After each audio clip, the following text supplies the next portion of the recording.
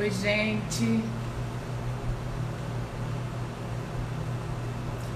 Boa, boa tarde, boa noite, né? Tá acabando o dia, começando a noite.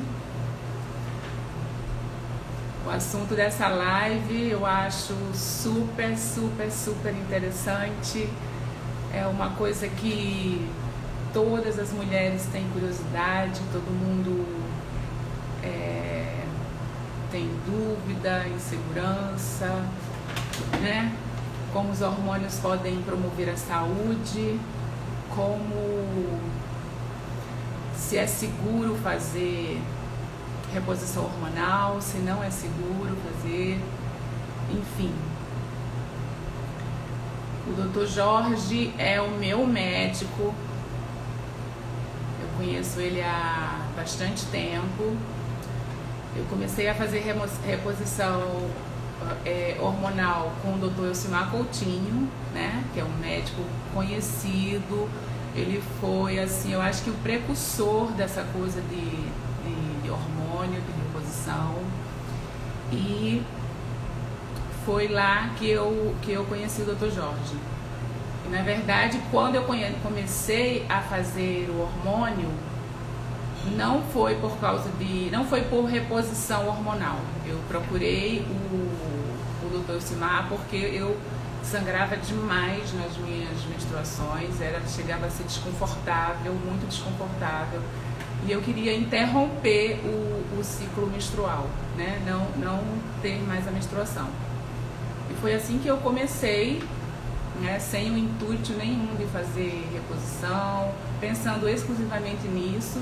Já fazem 10 anos, só que a partir daí a gente foi evoluindo, né? O tempo foi passando, a cada ano que passa, que eu tenho que retornar, eu faço uma bateria de exames, são muitos exames, e eles vão ajustando os hormônios para que o seu corpo continue em equilíbrio.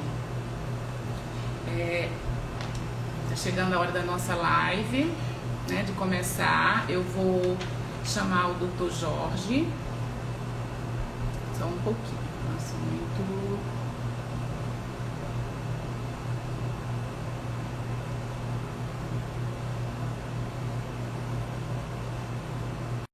Chamei ele, vamos ver se ele vai aparecer.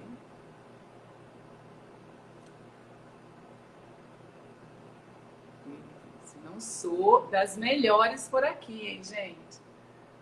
Espero que ele não tenha surpresas. Acho que dê certo.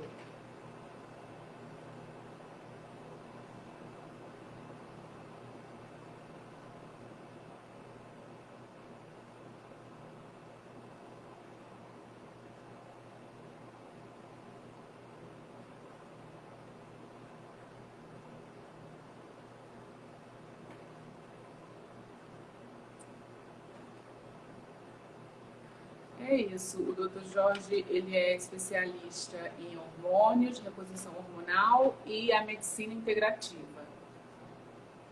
Ninguém melhor do que ele para explicar exatamente como que é o trabalho dele, que é sensacional. Estou aguardando ele entrar. Será que eu não estou acertando chamar? Oh, meu Deus, não é possível.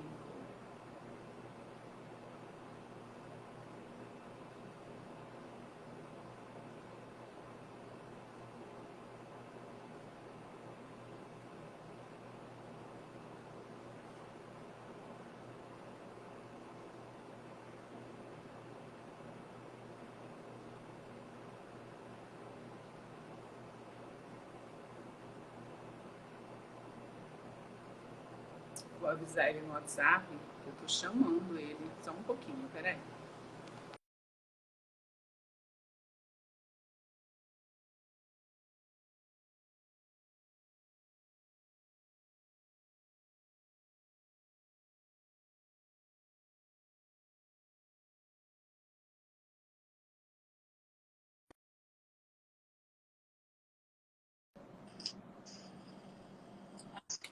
Olá, Boa Eu tarde. estava achando que alguma coisa tinha dado errado. Não. Não, eu acho que é o sinal da internet mesmo. Pois é, eu estava contando um pouquinho, né, como é que eu cheguei até você.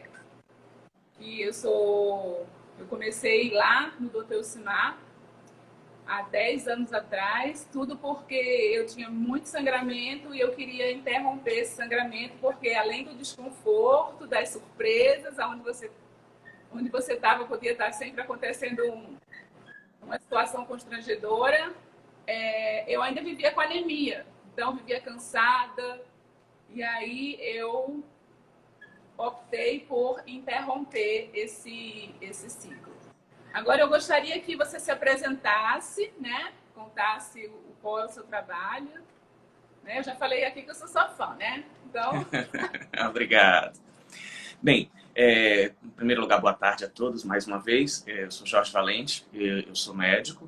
Eu tenho um título de especialista em ginecologia, mas nesses últimos 12 anos venho me dedicando à medicina integrativa.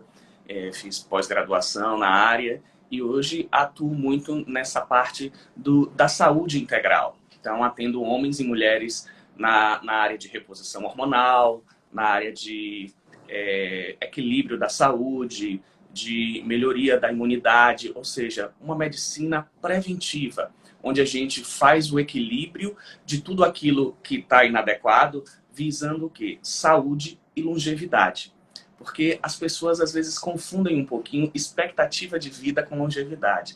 Expectativa de vida é tudo aquilo que a gente pode falar sobre uma determinada população naquele determinado momento. Por exemplo, no Brasil, nesses últimos 40 anos, a gente aumentou a expectativa de vida em 40 anos. Ou seja, na década de 50, de 40, a gente tinha uma expectativa de vida no Brasil de 46 anos e hoje ela é em torno de 76 anos. Porém, isso não veio aliado à melhoria de qualidade de vida, que é a longevidade, que é você ter uma longa expectativa de vida aliada à qualidade de vida. Visto que, por exemplo, 70% dos nossos idosos têm pelo menos uma doença crônica. Ou seja, as pessoas acima de 60 anos, 7 de cada 10 têm uma doença crônica. E cerca de 39% têm duas doenças crônicas. Então, o que a gente quer com a medicina integrativa? É justamente mudar esse panorama. Fazer com que as pessoas envelheçam, mas envelheçam sem doenças. Envelheçam com saúde. sim. Em primeiro lugar, a gente recebeu algumas perguntas, né? E eu formulei outras perguntas para você. E eu gostaria de saber, em primeiro lugar, o que você define que uma pessoa é saudável? Como que essa pessoa pode ser considerada uma pessoa saudável? Essa pergunta é uma pergunta muito pertinente, muito interessante e é algo que eu converso com muita frequência com pacientes no consultório. A grande maioria das pessoas acham que ser saudável é não ter doença e isso não é realidade. Na realidade, você ser saudável é um misto de você ter qualidade de vida, bem-estar, psico, corpo e social. Então, muitas vezes, você ainda não tem o carimbo de uma doença, mas você já tem várias alterações, por exemplo, no seu corpo, nos seus exames, de sintomas, que são o prenúncio de que uma doença vai vir. E aí Então, você pensa que adoeceu de repente, né? Adoeci de repente. justamente. Então, é aí que está o foco da medicina integrativa. É agir enquanto isso não se tornou doença para evitar que essa pessoa fique doente. É corrigir essas disfunções, corrigir esses desequilíbrios, deixar esse corpo em homeostase, que significa equilíbrio, para evitar que ele fique doente. Sim, eu lembro que quando eu fui na consulta com você, você olhou todos os meus exames, aí olhou assim e falou assim, o que você come? Assim, hoje, assim, depois de assistir outras lives suas, eu entendo que você viu ali marcadores que normalmente estão de uma maneira e estavam da maneira que você não esperava encontrar, né? E aí você ficou curioso, eu falei, ué, comida, você comida, mas que comida? E aí você vê, né, a importância de você porque assim, esse resultado vem a longo prazo. Eu sou uma pessoa que eu sempre me alimentei bem, sempre cuidei da minha saúde, sempre fiz atividade física, desde sempre, sempre me preocupei. Tenho um pai que é hipertenso e diabético, e aí eu falei assim, eu não quero isso para minha vida, eu vou lutar para não ser assim, né? Que aí a gente vai vendo as consequências, as restrições, e vai tendo conhecimento do que aquilo provoca, que uma diabetes hoje é uma doença que você, tipo, você está fadada a ter doença no seu corpo inteiro. Então, é a pior das doenças que você pode ter, né? Aproveitando esse gancho da doença e da inflamação, como que a gente pode fazer para diminuir a inflamação natural que ocorre no nosso corpo para que essas doenças não se instalem? E isso é algo muito importante, porque a maioria das pessoas acham que uma herança genética é como se fosse algo irreversível. Quando, na realidade, a genética, na maioria das vezes, ela não vai corresponder a mais do que 5, 10% da probabilidade daquele problema acontecer. Existe uma ciência que se chama epigenética, que tem relação com as nossas escolhas, com as influências externas, que é tudo aquilo que pode fazer com que o gene que a gente tem seja ativado ou não. E o diabetes mellitus tipo 2 é um exemplo clássico disso. Na realidade, é uma doença inflamatória que depende muito mais dos seus hábitos de vida do que da sua herança genética. Muitas vezes a gente acha assim, eu herdei isso do meu pai. E a gente vê estudos mostrando que, por exemplo, filhos adotivos que não têm a carga genética têm doenças muito parecidas com os pais adotivos. Por quê? Porque tem escolhas, tem hábitos de vida parecidos. A gente costuma reproduzir os hábitos dos nossos pais, alimentares, de atividade física. Então, muitas vezes temos as mesmas doenças não por conta da carga genética, e sim por conta de termos as mesmas escolhas. E o diabetes depende muito disso. Ele depende que ocorra um problema que se chama resistência insulínica. O que é isso? A gente tem um receptor de insulina que coloca o açúcar para dentro da célula.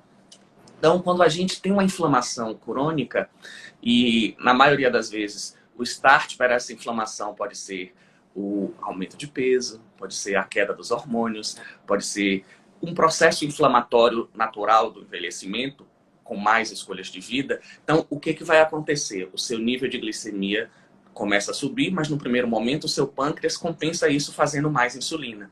Só que como o receptor não está funcionando, esse açúcar não vai entrar na célula.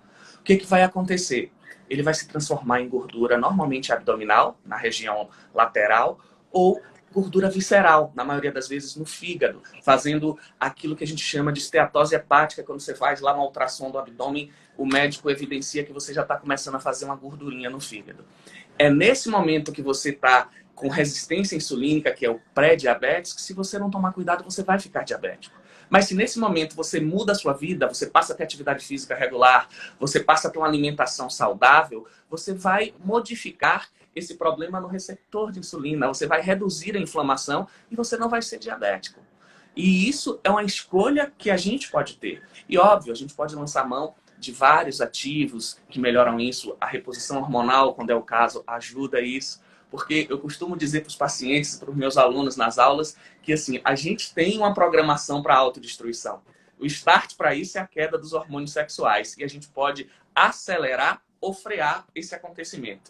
E para isso, depende das nossas escolhas de vida. Aproveitando que você falou assim nessa insulina, glicemia, enfim, isso aí é o que está diretamente ligado aos benefícios do jejum intermitente. Eu sei que você é um defensor do jejum intermitente, mas assim, em geral, as pessoas associam jejum intermitente a emagrecimento. Se você faz um jejum intermitente, é porque você quer emagrecer. Ninguém imagina que o jejum intermitente, na verdade, ele traz muito mais benefícios além do emagrecimento, que aliás o emagrecimento pode nem ocorrer, né? O emagrecimento é uma coisa que vai depender do déficit calórico, mas se não houver o déficit calórico, quais são os benefícios desse jejum intermitente? Você falou muito bem. Na realidade, existem várias estratégias para emagrecimento, mas nenhuma delas vai funcionar se a gente não tiver déficit calórico. Então, se você faz jejum intermitente, mas na sua janela alimentada, que é o momento que você come, você tem déficit calórico, óbvio, você vai emagrecer. Mas, se você já está em equilíbrio, se você já tem um peso ideal, você pode fazer jejum intermitente e não precisar de déficit calórico na sua janela alimentada. Porque você está fazendo jejum intermitente com o objetivo principal. Hoje, uma das coisas que eu mais estudo, meu objetivo principal de estudo é longevidade. É como é que a gente faz para frear o encurtamento dos telômeros. O que é isso? A gente hoje tem algumas teorias e a mais concreta em todos os trabalhos é que o que regula a nossa longevidade é o telômero. O telômero é uma partezinha do nosso cromossomo e ele vai se encurtando ao longo da nossa vida. E quando ele chega num tamanho mínimo, ele não consegue mais fazer com que a nossa célula se divida. Porque todas as nossas células se dividem ao longo da nossa vida.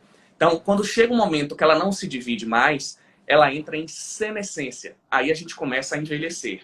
Então, todas as estratégias que aumentem as substâncias que freiam o encurtamento do telômero, elas vão melhorar a longevidade, vão melhorar a qualidade de vida, vão diminuir o aparecimento de doenças do envelhecimento. E o jejum intermitente faz isso. Por quê? Porque o jejum intermitente aumenta as sirtuínas. Me desculpem, não tem como a gente não falar termo técnico, mas a gente procura sempre traduzir. As sirtuínas são proteínas ligadas justamente a manter o comprimento do telômero, a evitar que esse telômero se encurte tão rápido. Então, isso faz com que a gente tenha mais longevidade, adoeça menos e tenha mais qualidade de vida. Então, essa é uma das grandes motivações de se fazer jejum. Outra coisa, o jejum melhora vários parâmetros de saúde. O jejum ajuda a gente a controlar a glicemia. O jejum baixa a insulina. As pessoas têm uma ideia muito errada. Eu tenho jejum, eu faço jejum, eu vou ter fome. Não, quem tem fome é quem come de 3 em 3 horas, porque tem pico de insulina o tempo todo. Se passa 3 horas e 1 minuto, está morrendo de fome. Quem faz jejum passa 12 horas, 14 horas, 16 horas, 18 horas sem comer. E quando vai comer, está comendo normal. Por quê? Porque a insulina está baixa. Acho que o grande mal é que as pessoas são imediatistas. Ela começa jejum, já quer fazer jejum de 14 horas, de uma hora para outra já quer fazer aquilo como um estilo de vida de repente, e aí não consegue, não resiste, né? Tem que ser uma coisa gradativa para o corpo ir acostumando. Verdade. Você não tem como fazer de uma hora para outra. Eu digo para os meus pacientes, Luciana, que estuda muito mais jejum especificamente, que o jejum requer treinamento como qualquer atividade física que a gente vai fazer. Por exemplo, digamos que você nunca correu e você decidiu que botou o objetivo na sua vida, eu vou correr uma São Silvestre, eu não vou deixar nem uma maratona, uma São Silvestre, que são 15 quilômetros. Você não vai no primeiro dia de treinamento correr esses 15 quilômetros. Mas aí a pessoa quer no primeiro dia já fazer 18 horas de jejum porque acha que é a competição. Porque alguém disse que fez 18, outro 16, outro 24. Então, assim, as coisas têm que ser gradativas. Requer um treinamento. Se você vai correr 15 quilômetros e nunca correu, o que é que o bom treinador vai fazer? Você vai correr 2, você vai caminhar, ele vai fazer intervalados, vai aumentando. E quando você pensar que não, você já está correndo 5. Quando você pensar que não, você já está correndo 10. Quando você pensar que não, você vai conseguir os 15. Então, se você quer fazer 16, 18 horas de jejum, como é que eu oriento começar? Fazendo entre 10 e 12 horas, que é, por exemplo, o que todo mundo já fez numa vida, quem fez o exame de sangue. Quem já colheu um exame de sangue e vai colher colesterol e triglicérides, já fez 12 horas de jejum, que é uma coisa razoavelmente tranquila. Tipo, jantei às 8, tomei café às 8 horas da manhã. Então, à medida que você vai se adequando, a gente vai inserindo uma vez na semana um jejum um pouquinho maior, 2 vezes na semana, vai ampliando esses horários de jejum, mas obviamente que essa pessoa tem que ter um plano alimentar que seja adequado para isso. Porque muitas vezes a pessoa quer fazer sozinho e o que vai fazer com que você tenha sucesso no seu jejum é você ter um equilíbrio na sua dieta na hora que você vai se alimentar. Porque se você não tiver esse equilíbrio, você não consegue fazer o jejum. Então, você tem uma proporção adequada dos macronutrientes, do carboidrato, da gordura, da proteína, ter tudo em equilíbrio, você vai passar pelo jejum tranquilo. Isso tem sempre aquela coisa, o jejum é zero? Não, você pode beber água, você pode tomar café, um chá, entendeu? Você tem estratégias para fugir, você está se sentindo um pouco tonto, você está sentindo que está com fome demais, às vezes isso é falta de sal, um pouquinho de sal debaixo da língua melhora completamente essa tontura. Ou seja, temos várias estratégias que um acompanhamento com um bom nutricionista, com um médico que atue nessa área, vai fazer com que você passe pelo jejum sem ter problemas. Mas na maioria das vezes as pessoas que têm problemas ou estão fazendo de maneira que não estão tendo um acompanhamento, ou estão querendo acelerar algo que ainda não está para o nível dela. É aquela coisa, se você ainda só consegue correr 2 e você quer correr 10, você vai romper um músculo, você vai ter uma distensão, você vai ter um problema do mesmo jeito. Que se você não está preparado para um jejum mais longo e quer fazer, você vai ter tontura, vai ter dor de cabeça, vai passar mal, vai ter enjoo. Ou seja, tudo requer um preparo para que o sucesso seja obtido. Inclusive, eu ouvi você falar numa live que eu assisti sua sobre o benefício do jejum para as doenças autoimunes. É isso mesmo? Tem esse benefício? Sim. Diminui? O que acontece? O jejum ajuda a melhorar a nossa microbiota. E a nossa imunidade está intimamente ligada com o nosso intestino. Eu ouço agora falar em microbiota. Acho que as pessoas estão descobrindo a importância e todos os médicos começam a falar, e você vê em revista, televisão, matéria na televisão. Enfim, é uma coisa que é muito bom que hoje, né, os veículos de comunicação, tudo, a internet, tudo é muito preocupado com a saúde e trazer informação. Uma coisa que antigamente a gente não tinha acesso a isso. Né? É verdade. Então, assim, uma das minhas grandes paixões, o estudo do intestino, e o intestino é onde está 80% da nossa imunidade. Então, você ter um intestino equilibrado é melhorar a sua imunidade. E quem tem doença autoimune precisa ter esse equilíbrio, porque na realidade, diferente do que algumas pessoas pensam, quem tem doença autoimune não é que você tem uma imunidade fraca, é que você tem um sistema imune que tem uma resposta exacerbada. E isso se dá ao desequilíbrio no intestino. Porque o que acontece, por exemplo, com alguém que tem artrite reumatoide?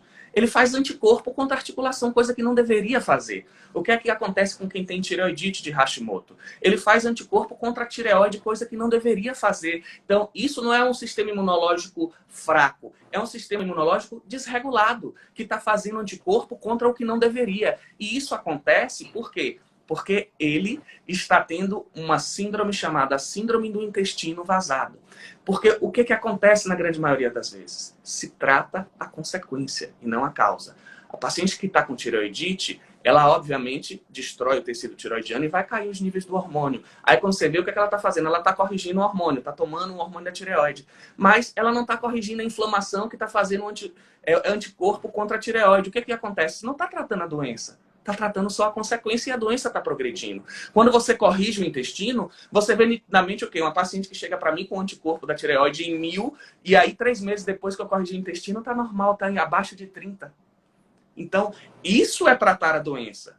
Dar o hormônio da tireoide é corrigir a consequência da doença. A mesma coisa é na artrite reumatoide. Então, quando você faz jejum intermitente, você melhora a microbiota, você reduz a síndrome de leaky gut. Porque o que é o leaky gut? O intestino, ele é para ser grudadinho um enterócito no outro, porque ele é um tecido de revestimento. Debaixo dele está o sistema linfóide, que é o nosso sistema imunológico.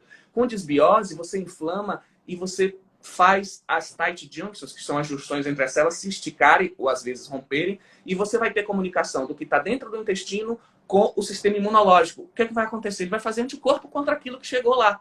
E muitas vezes, aquilo que está dentro do intestino digerido são frações de aminoácidos, são frações de tecidos semelhantes ao que a gente tem no nosso corpo. Aí você faz anticorpo contra aquilo, que é similar a algo que tem no nosso corpo, e aquilo cai na corrente sanguínea. O que vai acontecer? Você vai fazer contra a tireoide e vai fazer um tireoidite de Hashimoto. Você vai fazer contra a articulação, você vai fazer uma artrite reumatoide.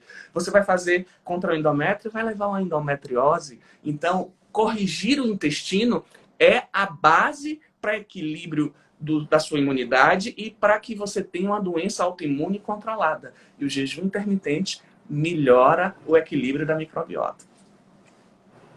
Tá, uma outra pergunta aqui.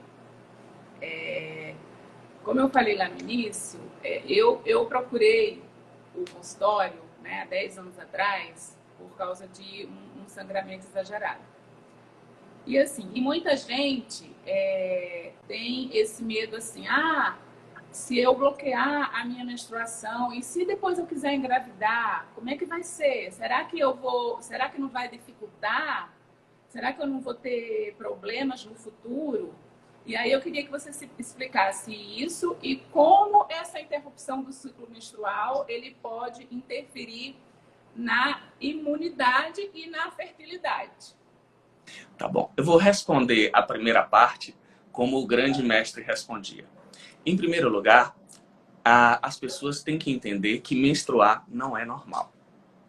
Se você não tivesse nenhum método contraceptivo, há 50 anos atrás, nossos bisavós e avós tinham 20, um filho atrás do outro. 25 filhos, 30 filhos, menstruavam o quê? 8, 10 vezes a vida toda. Então, a partir do momento que se passou a ter controle sobre isso, a ter preparação para planejamento familiar, uma coisa que era para ser exceção passou a ser a regra, que é o ciclo menstrual. E o ciclo menstrual, a menstruação, é um processo inflamatório para a destruição daquele endométrio que foi hipervascularizado para receber uma gestação e não recebeu. Então, isso é um desperdício. Então, se você não fizesse nada, a vida toda você menstruaria muito pouco. Então, quando você bloqueia a menstruação da mulher, você está mimetizando ao que seria natural. Quando você usa um implante que bloqueia a sua menstruação, você não reduz em nada a sua fertilidade.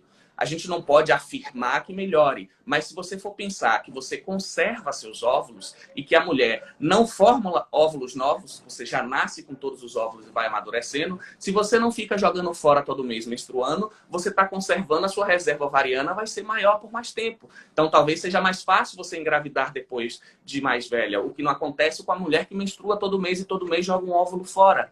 Então, seja com um implante ou seja até com um anticoncepcional, bloquear a menstruação não vai causar impacto negativo no seu futuro reprodutivo. Muito pelo contrário, pode, inclusive, lhe dar uma ajuda no quesito de conservação da sua reserva ovariana. Por quê? Porque você não vai estar jogando fora todo mês os seus óvulos, porque você não fabrica outros. Você já nasce com todos os óvulos. Já nasce com ele. Sim. E a imunidade, como que esse sangramento mês a mês... Com relação à imunidade, isso é impensável.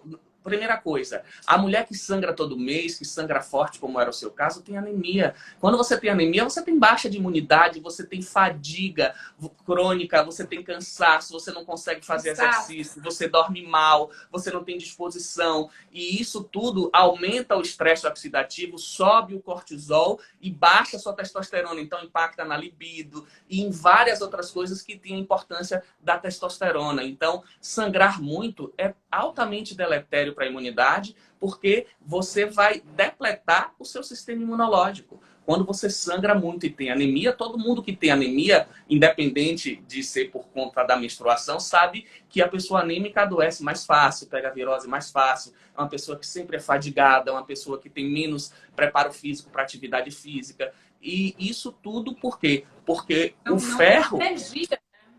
que é um mineral que você perde, porque ele está dentro da hemoglobina, ele é muito importante na fixação do oxigênio, que é importantíssimo dentro da mitocôndria, porque a gente faz ATP, que é o combustível intracelular, por fosforilação oxidativa, ou seja, a gente pega o oxigênio e com o produto do nosso alimento, seja de preferência ou glicose, ou gordura, a gente vai fazer a fosforilação oxidativa do carboidrato da gordura, dessa glicose em ATP, que vai gerar energia. Se você não tem quantidade adequada de ferro para carregar esse oxigênio na hemoglobina, vai faltar energia. Sim.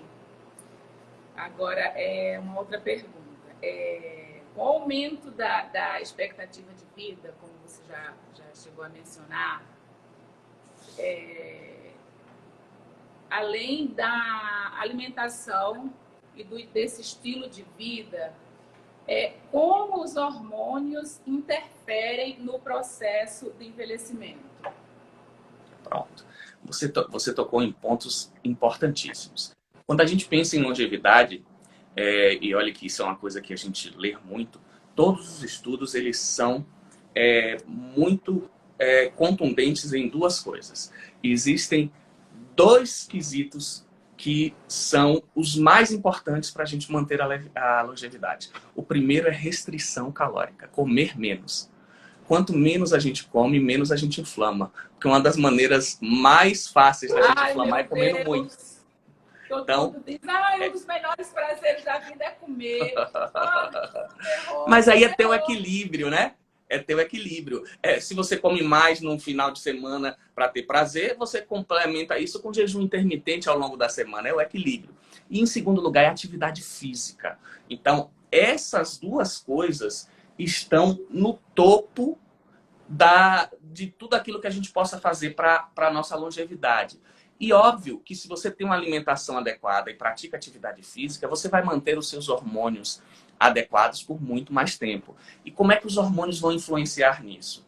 Por exemplo, nas mulheres, o estrogênio, que é o hormônio feminino, ele está ligado a mais de 400 reações metabólicas no seu corpo. Imagine você sem isso. Então, assim, o estrogênio, ele está ligado desde a lubrificação da córnea. A mulher sem estrogênio fica com o olho seco, a lubrificação da vagina, preservação da massa magra e massa óssea. O estrogênio está ligado à memória, o estrogênio está ligado ao cabelo, à qualidade das unhas, à sexualidade, à velocidade de pensamento. Ele tem ação ansiolítica. Tudo, doutor. Então, assim, não tem nada que você pense aí. A proteção cardiovascular, porque diferente do que as pessoas pensam, muita gente tem medo do câncer de mama, né? Mas o câncer de mama não tem nenhuma relação com o estrogênio natural. Porque se tivesse, a faixa etária que teria mais câncer seria as mulheres de 20 anos. E a faixa etária que mais são acometidas são mulheres acima dos 60 anos, quando ela tem pouco estrogênio. O estrogênio sintético, não, é outra coisa. Mas o estrogênio bioidêntico, igual que a mulher produz, ele não vai aumentar o risco de câncer de mama numa mulher que não tenha nenhum tipo de problema. E fora que ele vai aumentar no coração a principal substância vasodilatadora, que é o óxido nítrico. Então, qual é a principal causa de morte na mulher na menopausa? É doença cardiovascular. 58% das mulheres morrem por doenças cardiovasculares. 3% das mulheres na menopausa morrem de câncer de mama. Então, por falta de conhecimento, por ignorância, por falta de estudo, você simplesmente dizer não deve fazer reposição hormonal porque dá câncer, você vai proteger 3% e vai jogar às feras 58% das mulheres que estão na menopausa. Então, é esse tipo de pensamento que o médico deve ter e se aprofundar no estudo do hormônio e, se ele não tem conhecimento para opinar, encaminhar para um especialista. Porque a falta dos hormônios é altamente deletério para paciente que está na menopausa. Todas as semanas eu recebo os pacientes que tiveram mães com câncer de mama, mas que estão sofrendo tanto que ela quer, às vezes, correr o risco, porque aquele tipo de vida ela não quer ter. Porque não adianta ela viver mais sem, teoricamente, com menos risco de câncer, naquele tipo de vida que ela está levando, que está um inferno para ela, do que ela fazer a reposição e ter de volta a qualidade de vida que ela tenha, mesmo que isso signifique viver menos. Esse é um depoimento que eu ouço quase toda semana. Então é por isso que a gente tem que se aprofundar no estudo, para que a gente tenha consciência do benefício que a gente possa dar para a nossa paciente e ter segurança para fazer isso. Ao invés de simplesmente fazer o que é mais fácil, né? Não, eu não dou hormônio para ninguém, porque aí se ela tiver câncer, ela não vai me culpar. Não, eu vou dar hormônio para quem precisa e para quem tem condição de tomar, porque se ela tiver, eu tenho certeza que não foi por conta desse hormônio, é porque ela tinha que ter. Esse é o meu pensamento. Esse assim, é um medo, uma coisa que eu percebo. Olha, eu acho que em 80%, 90% das mulheres que chegam a perguntar assim, nossa, você está tão bem, você faz reposição? Eu faço reposição. Ah, mas a minha tia teve câncer. Ah, mas eu não posso fazer porque a minha mãe teve câncer. Ah, e assim as pessoas, elas se recusam a fazer uma coisa baseadas, primeiro, que eu acho, em tabus e estudos muito ultrapassados. Então, você tem que procurar, em primeiro lugar, um bom especialista, uma pessoa que você se sinta segura, né, para que você faça essa reposição e venha colher esses benefícios, porque a mudança é muito rápida. A mudança é muito rápida, assim, em 3 meses você já está vendo a diferença. Eu estou falando de outras pessoas que eu já conversei, porque no meu caso, né, eu não consegui perceber, porque eu, como eu já falei, eu já comecei, não por causa disso, só que ao longo do tempo foi tendo esse acompanhamento e fazendo esse equilíbrio, e os meus hormônios nunca chegaram a declinar ao ponto de você repor uma quantidade para vir a sentir essa diferença muito grande. Entendeu? Então, O que assim, você percebe é o seguinte, é que você parece que parou no tempo. Os anos estão passando, e aí a gente olha no seu Instagram as fotos antigas, parece que você está ficando mais jovem a cada dia. E o que a gente percebe é isso. Ai, meu Deus, mas olha, eu tenho certeza que os hormônios, eles são o grande responsável por isso, né? Porque além das outras coisas que você recomenda, que é a alimentação e a atividade física, né? Eu já faço isso naturalmente, então os hormônios é que realmente fazem a grande diferença, porque também nada não seria de repente o mesmo resultado se eu fizesse as duas coisas e não fizesse a reposição. Então, eu acho que é o conjunto da coisa que dá esse resultado. Enfim, outra pergunta que eu gostaria de fazer. Pode fazer. A partir de que idade os hormônios começam a diminuir?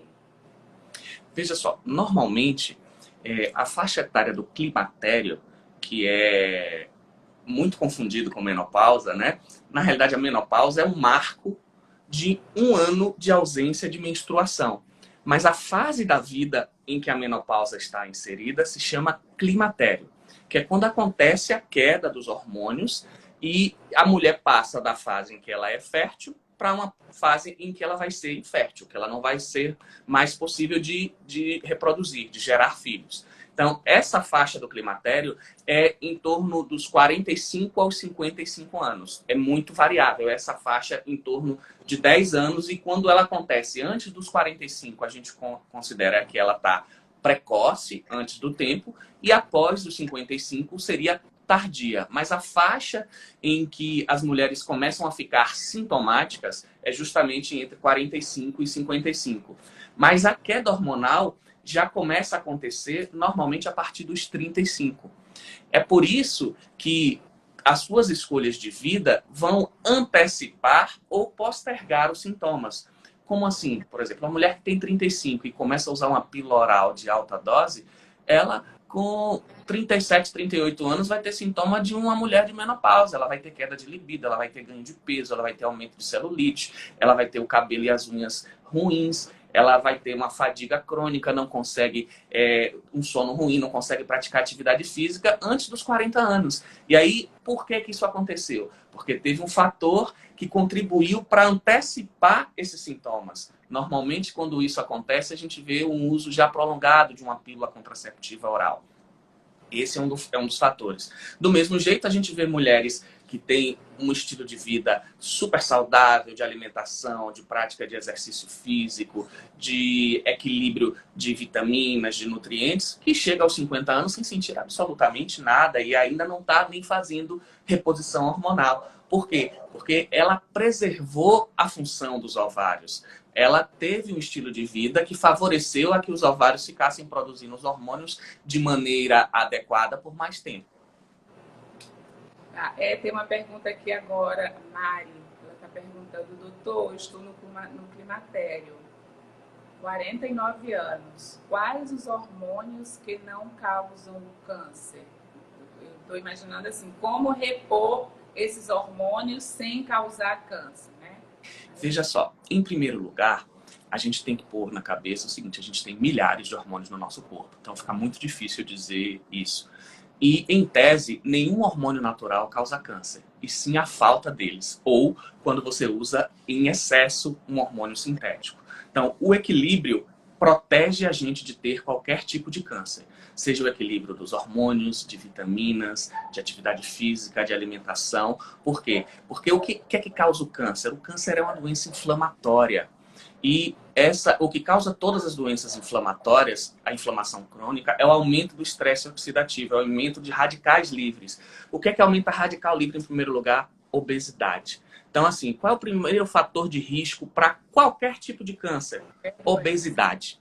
Então, Qualquer muitas vezes doença, na a verdade, não pessoa só morre medo de usar hormônio, mas não tem medo de comida, não tem medo de estar 15, 20 quilos acima do peso. Vamos para o câncer de mama. Qual é o principal fator de risco para o câncer de mama? Obesidade. Então, ontem eu estava discutindo isso, acho que com um paciente meu, que é médico, falando, não é que a mamografia não seja importante de jeito nenhum, ela é importantíssima. Mas dizer que mamografia é prevenção de câncer de mama é desconhecimento da semântica do que é prevenção. Por quê? Porque dá a falsa impressão de que se você fizer mamografia, você está prevenindo de ter câncer. Quando, na realidade, o que é a mamografia? É para o diagnóstico precoce. o diagnóstico precoce. Porque Sim, toda vez que você diagnostica algo precocemente, aumenta as chances de que o tratamento funcione e você fique curada. Mas o que seria realmente você fazer a prevenção do câncer de mama? É você manter o seu peso, é você comer menos, é você não engordar. Porque vários estudos mostram que o que acontece, o que é que mais aumenta o risco da mulher ter câncer de mama? É ela ter mais de 10 quilos na menopausa do que ela tinha no menacne, já aumenta em 14% a chance dela ter câncer de mama. Se ela tiver 20 quilos a mais, isso já aumenta quase 30%. Então, assim, disparado, o maior fator de risco para câncer de mama é a obesidade. Então, prevenção seria fazer as mulheres que estão chegando na faixa de risco estarem dentro do peso, fazer atividade física, ter uma boa alimentação. Isso sim seria prevenção de câncer de mama. Eu não estou com isso dizendo que ninguém não deva fazer mamografia. Não, tem sim. Mas a mamografia não é prevenção. A mamografia é para o diagnóstico precoce e para que, com isso, as chances de cura no tratamento sejam muito maiores. Uma outra pergunta aqui. Uma pessoa perguntou, foi lá no início, e aí eu não sei o que é isso, e aí eu vou te perguntar. Quem tem SQP pode fazer reposição hormonal? Eu não sei o que é SQP, não sei o que é. Veja só, pela sigla também não sei o que é. Se a pessoa pudesse escrever direitinho, que nem todas as siglas a gente conhece. Se essa pessoa ainda estiver na live e quiser perguntar o que é SQP, pode perguntar, que aí ele vai responder. Teve uma outra pergunta, que se pode repor o estrogênio, eu acho que você já chegou a falar. Deve repor estrogênio bioidêntico, transdérmico. O que é que causa problema? É o estrogênio sintético por via oral, que tem primeira passagem hepática, que aumenta todos os riscos de trombose, de tromboembolismo, mas o bioidêntico por via transdérmica, seja o gel, seja o implante, muito pelo contrário, ele é antitrombótico, ele é vasodilatador, ele não vai aumentar o risco. Agora, óbvio, na dose adequada, no equilíbrio individual para aquela paciente, depois de uma ampla avaliação que ela não tem um fator de risco individual dela que contraindique. Porque a gente não pode ser generalista, a gente tem que ver individualmente cada pessoa. Mas se essa pessoa não tem nenhum fator de risco, fazer a reposição em quem precisa vai sempre melhorar a qualidade de vida dela.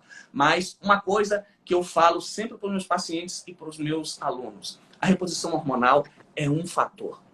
Então, se a paciente vem na menopausa para mim, está acima do peso, não faz atividade física e está com os hormônios ruins e ela só repuser os hormônios, ela não vai mudar em muita coisa no que diz respeito a diminuir o risco de doença. Ela vai melhorar o sintoma, ela vai diminuir o fogacho, ela vai melhorar a libido, ela vai melhorar a disposição, mas se ela não mudar o estilo de vida dela, ela não vai ter tudo aquilo que a gente pretende com a reposição de verdade, que é uma mudança completa do estilo de vida, que é um equilíbrio da alimentação, na atividade física, manter o peso, equilíbrio das vitaminas, do intestino principalmente, que grande parte das mulheres menopausadas tem o intestino inflamado, então melhorar essa imunidade através de melhorar o intestino e com isso melhorar a cabeça, porque cerca de 40% das mulheres na menopausa têm transtornos de ansiedade, de depressão, e isso tem relação com o intestino, porque 80% da nossa serotonina, que é o neurotransmissor que dá bom humor, é feito no intestino, e esse intestino inflamado nessa transição da menopausa faz ter mais ansiedade, faz ter mais depressão, e na maioria das vezes o que se faz com essa paciente? Dá um antidepressivo, ao invés de corrigir esse intestino e repor o hormônio, e dessa maneira essa paciente entrar na regularidade, na grande maioria das vezes, sem a necessidade de nenhum tipo de antidepressivo. Mas o que eu mais vejo, assim, em todas as doenças, é as pessoas tratarem os efeitos, né? E não procurarem correr atrás das causas. Um exemplo que eu vejo assim, por exemplo, gastrite, aí passa logo aqueles Prazol aí da vida, que e aí você não tá, o que está causando a sua gastrite, né? E aí outra coisa assim que eu ia perguntar, que você já falou. Você falou de gastrite, me permita, porque isso é muito importante. Em primeiro lugar, gastrite não é por excesso de acidez. Gastrite é por falta de mucina. O que é por excesso de acidez é úlcera. Então, a pessoa que tem gastrite, normalmente é uma pessoa que tem deficiência num determinado tipo de célula do estômago que produz o ácido clorídrico e ela vai produzir menos. Então, ela tem menos acidez. Só que a gente tem no estômago uma camada de mucina que é um gel protetor para quê? Para que esse ácido não corroa o nosso próprio estômago. Então, quando você não tem essa camada protetora, mesmo com pouco ácido, você vai ter queimação e acidez. Então, se você vai e toma um antiácido, você vai ficar com menos acidez ainda. O que é que vai acontecer? A gente precisa dessa extrema acidez no estômago. Por quê? Porque a proteína só é digerida no estômago, a pepsina, que é a enzima que faz isso, só é ativada no pH ácido. E segundo, essa extrema acidez, ela é ótima para a imunidade, porque por mais higiene que você tenha na sua casa, no restaurante, tudo que a gente come vai ter algum tipo de bactéria, de vírus, e essa extrema acidez, ela serve para esterilizar o que a gente come. Então, se você não digerir bem proteína, ela vai passar mal digerida para o intestino, isso vai gerar o quê? Fermentação, que gera mais gases, mais refluxo, gera desbiose, que vai causar irregularidade na microbiota, vai bagunçar tudo, e aí você toma um Prazol e você vai melhorar do sintoma de acidez, mas você vai estar piorando tudo a médio e longo prazo. Aí você vai chegar sem libido, mais gordinho, cheio de gases, de distensão, e não sabe o que é quando a gente vê o omeprazol.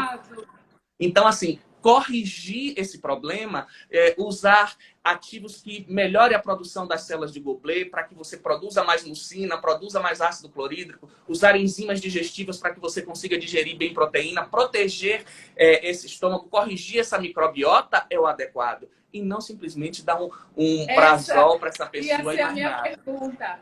Como corrigir a microbiota? E como que você vai saber se a sua microbiota não é boa? Como que eu vou saber se a minha microbiota não é boa e como corrigir a microbiota? Veja só, a gente tem exames para isso, mas eu olho para a cara do paciente, converso 5 minutos e sei que não é boa. Como é que você sabe que a microbiota é boa? Primeiro, pelo funcionamento intestinal. Aí você começa na entrevista, né? Seu intestino funciona bem? Ah, funciona. Fiz, como é que funciona? Ah, não. No máximo dia sim, dia não. Já não é bom. A gente já sabe que essa microbiota não é boa. O intestino, do ponto de vista de evacuação, tem que funcionar diariamente. Tem que ter uma regularidade de horário, ou seja, você tem normalmente aquele horáriozinho de manhã em que você sempre vai ao banheiro, e a característica das fezes amarronzadas, fezes que não são nem ressecadas, endurecidas demais, nem aquosas, ou seja, são fezes pastosas. Tudo isso faz ver que o seu intestino está bem. Outra coisa, como é que está o seu humor? Ah, eu estou bem, não, eu estou muito ansioso, eu estou deprimido. A gente já sabe que está inflamado porque não está produzindo serotonina. É uma paciente que está com tudo para estar ok, mas tem sintomas de deficiência de testosterona. Eu já sei que esse cortisol está alterado e isso alterou por quê? Ativação de Toll-like receptor 4 no intestino. Isso tudo o médico que conhece já sabe, mas óbvio, você tem vários exames para isso. Você pode fazer um teste de índicans para desbiose, que é um teste urinário. Você pode fazer uma coprologia fecal, que é um exame de fezes que você vai ver se ela está digerindo bem os alimentos, se está tudo funcionando bem. Então, existem várias maneiras, tanto diretas quanto indiretas, de você saber se essa pessoa tem desbiose. E como é que você corrige isso? Aí você tem que se remeter ao primeiro grande mestre da medicina, que foi Hipócrates. Você não cura ninguém que não queira deixar de fazer aquilo que está causando a doença. Então, a primeira causa de desbiose é uma alimentação inadequada. Então, se essa pessoa não vai mudar a alimentação dela, não adianta. Então, a primeira coisa é retirar tudo aquilo que é inflamatório que gera desbiose. Em segundo lugar, é você cicatrizar esse intestino, utilizar de alguns ativos que vão melhorar esse leaky gut, que vão desinflamar esse intestino.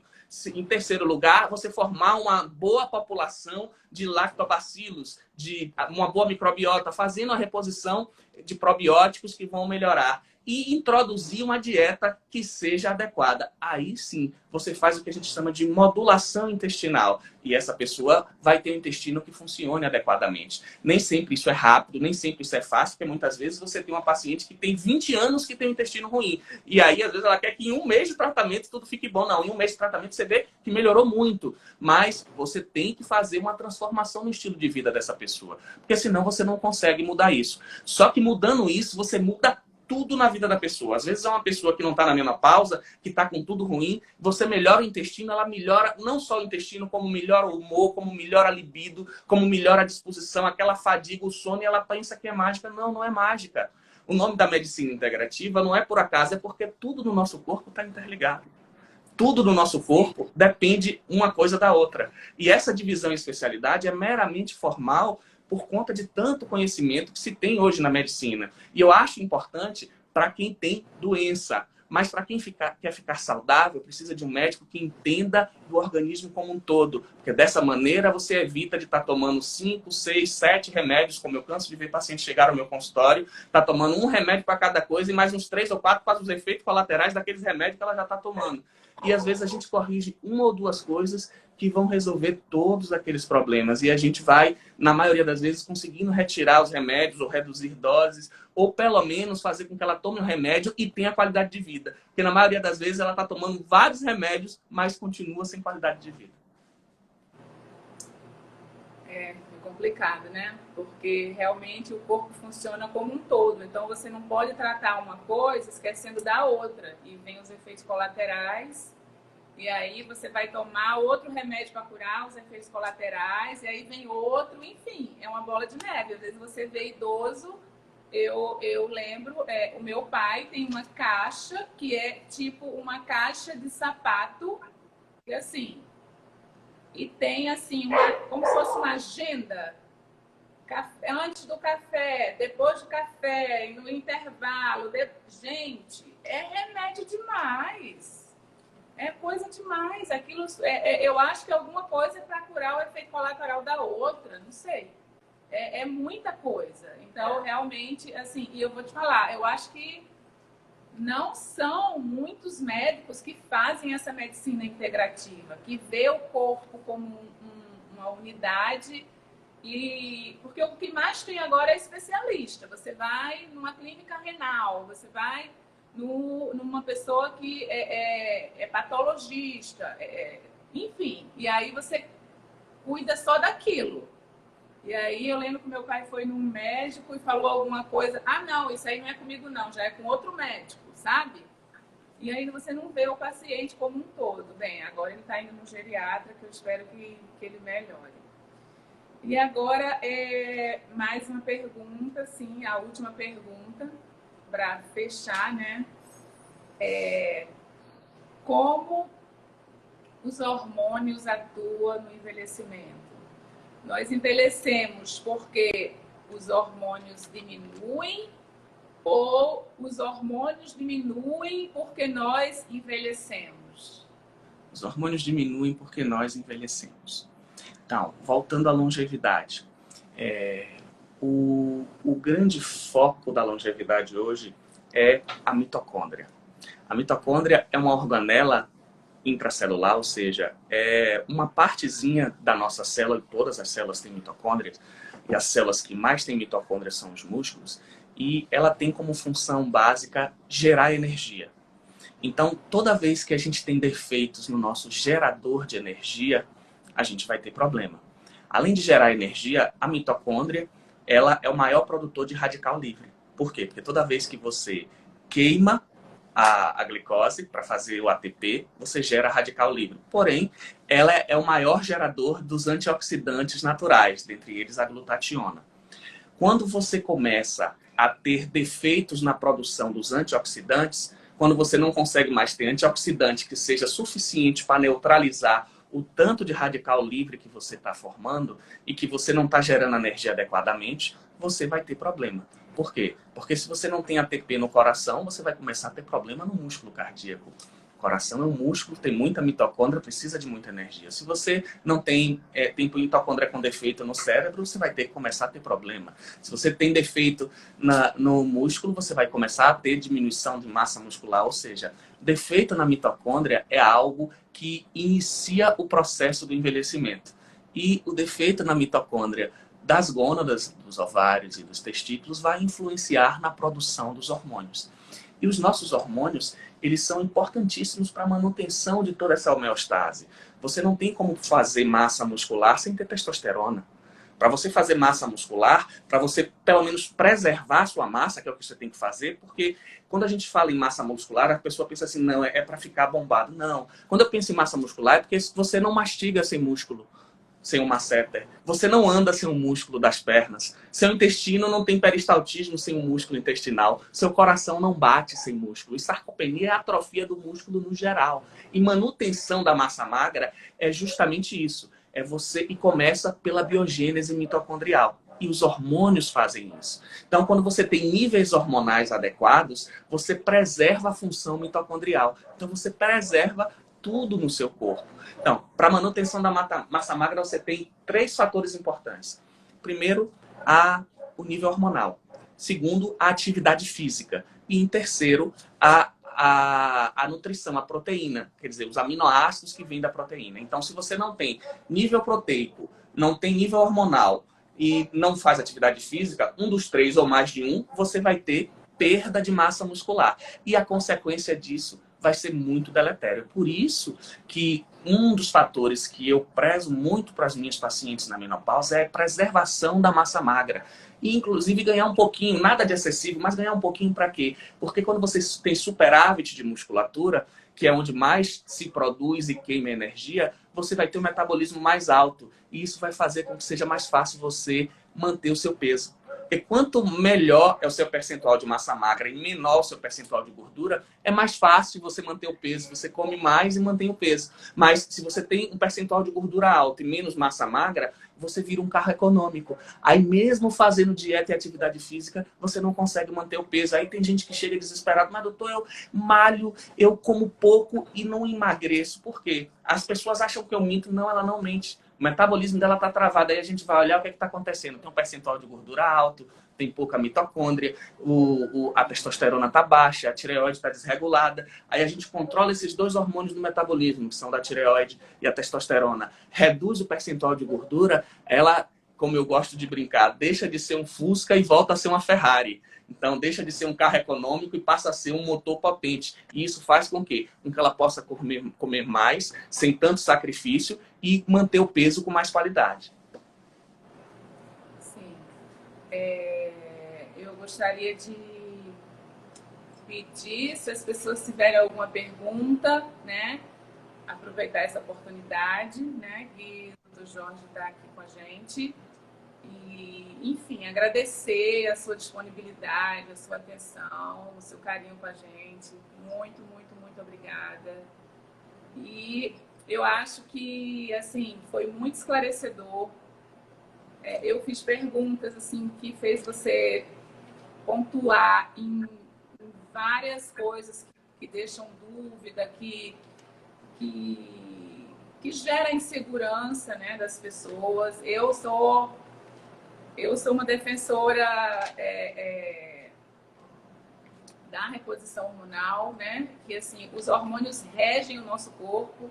Sem eles não adianta fazer nada, que você não vai ter o sucesso que você espera, né? As melhorias que você espera. E, enfim, gostaria que você fizesse suas considerações finais para se despedir